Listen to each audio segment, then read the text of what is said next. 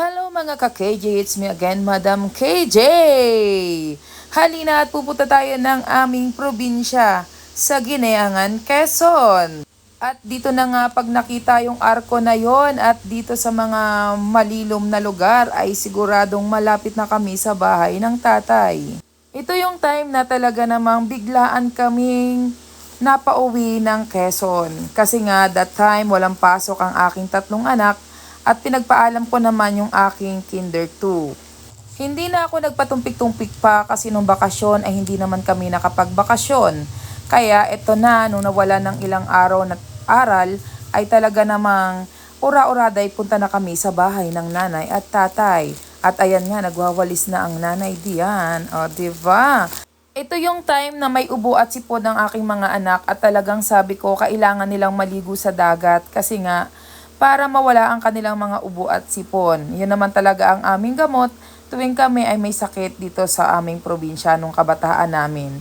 Liligo lang kami sa dagat at talagang gagaling na. Magbababad lang kami. Ayan, na-miss ng lolo ang kanyang mga apo. Kaya ayan, talaga namang niloko-loko pa si Froilan.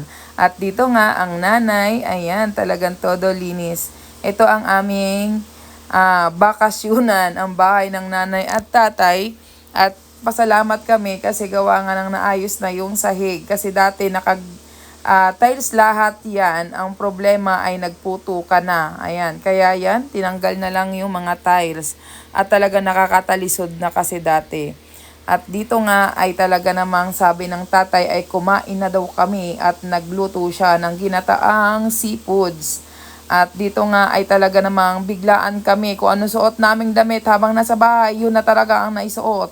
At ito na ang pinakamasarap na inaantay, ang ginataang hipon, alimasag at may nabili daw si tatay na halos 2 kilo na pugita.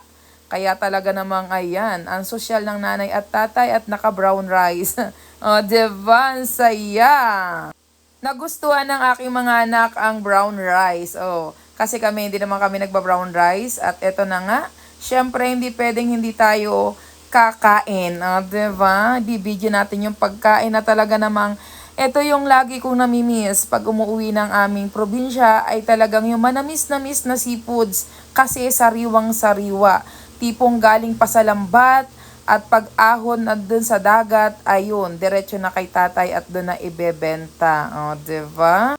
Kaya talagang pagka nalaman ng tatay na uuwi kami ng Quezon, ay talaga namang ura-urada yan, maghahanap na agad ng mabibilhan na mga seafoods. Kasi alam na niya yun ang aming mga gusto.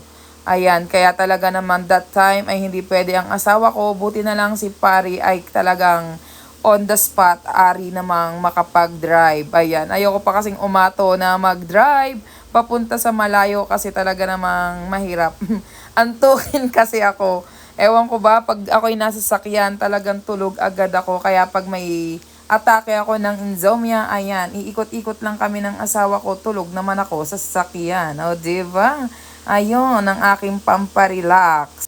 Grabe, hindi ko akalain na makakailan ako dito ng talagang damakong damak. Ay, miss na miss kumain ng fresh na seafoods.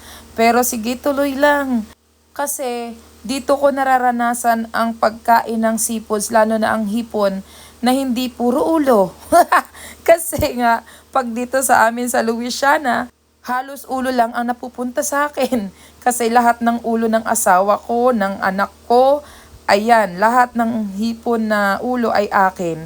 Kasi nga, konti-konti lang kami magluto ng hipon dito kasi napakamahal ng kilo. 600 pesos!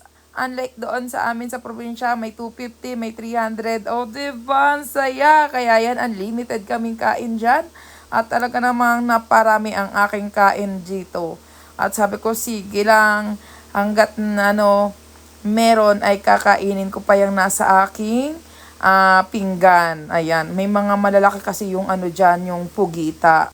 Hindi ako nagmamadaling kumain katulad ng mga ginagawa ko pag nasa Louisiana kasi pagka tapos kumain ay susundo na agad ng anak, ay hindi. Kaya talagang yan ay dinire-diretso talaga ako ng kain dyan. At dito na nga ay kami naglakad papunta na sa tabing Aplaya. At gusto na nilang maligo dito pero sabi maya-maya pa. Ay ang problema, hindi pwede na magtagal na hindi maliligo. Kasi yung tubig ay pupunta na doon sa dulo. Maglo-low tide na. Kaya sabi ko, kailangan na nilang maligo. Ayan, talaga naman. Ang ganda ng dagat. At talagang napataon kami na maayos at kalmado. Hindi masyadong, hindi maalon. Kasi pag maalon, mahirap din kasi. Pero pag maalon, tuloy pa rin ang ligo dito sa tabing Aplaya. At dito na nga ay sabi ko magbabad. Halos 3 hours yata silang nagbabad dyan. Kasi nga ang inaano ko dito ay yung ubo at sipon nila. Sabi ko umupo kayo. Suminga kayo. Lahat-lahat na. Ayan. At dito na nga yung aming pag-ahon ay medyo anong oras na. Kanina'y sobrang tirik ng araw ay ngayon ay medyo wala na. At ang anak ko ay namumroblema at may ano daw ang kanyang tenga. Paano daw tatanggalin. O, diba? Sabi ko mamaya tanggal ang tubig na yan. Kaya hanggang dito na lang po muna at maraming salamat sa inyong pagsuporta at laging panonood sa aming mini vlogs. Please follow our page and share our videos. God bless us all. Keep safe. Ingat po tayo parati. Bye-bye. Ayan, uwian na. God bless us all. Bye.